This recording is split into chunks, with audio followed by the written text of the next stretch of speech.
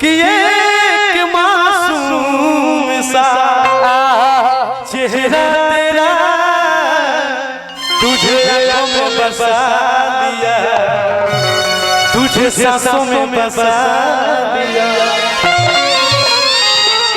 ये गाना गाना कैसे कि एक मासूम सा चेहरा तेरा तुझे आँखों में बसा दिया, तुझे सांसों में बसा दिया, तुझे आँखों में बसा दिया,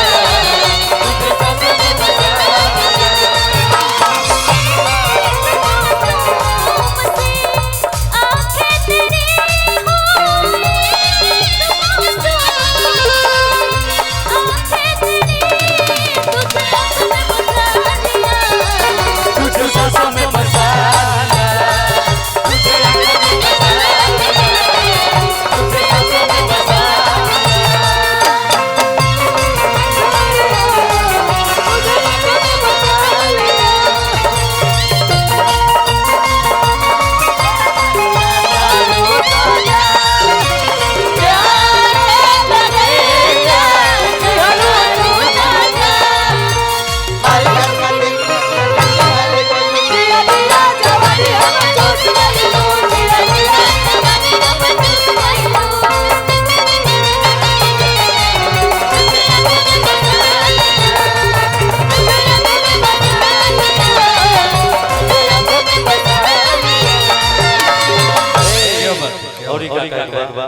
और ना भूख है ना प्यास है ये दिल मेरा तेरे पास है।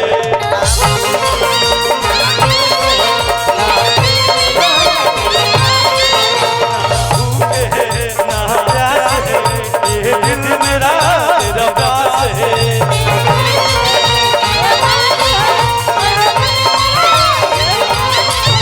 मेरा जैसा ही मेरा हाल है, हर पल मेरा तेरा साथ है।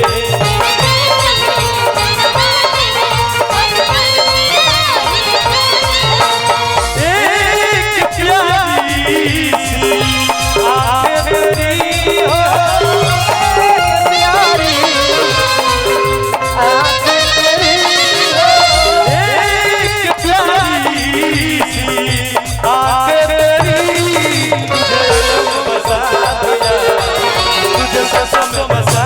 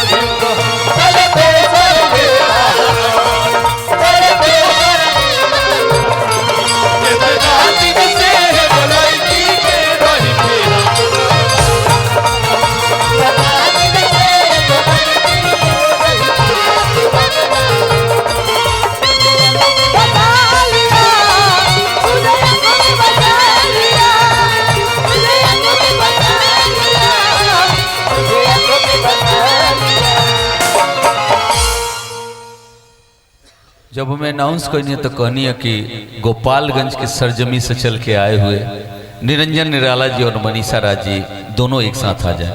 अब हम तारे के बाबू कहते एकदम सेटअप रहा। हाँ।